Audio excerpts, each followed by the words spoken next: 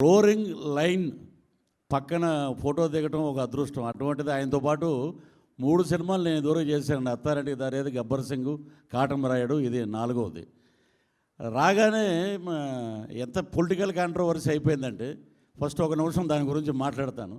సముద్రకాని గారు నా లైవ్లో ఏమంటే ఏంటంటే ఇది పెద్ద వైరల్ అవుతుందంటే, సినిమాలో మంచి ఉందిరా నాయన, టైం వాల్యూ తెలుసుకోండిరా, మీరు ఎంత సంపాదించినా రేపు పొద్దున్న వెళ్ళిపోవాల్సిరా మట్టిలోకి, తెలుసుకోండి మానవ సంబంధాలు ఏంటి, టైం లేదని చెప్పకండి అన్నారు.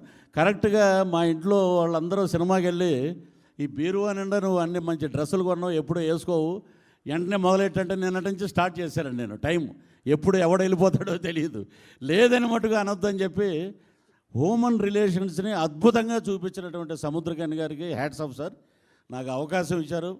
అలాగే త్రివిక్రమ్ శ్రీనివాస్ గారికి,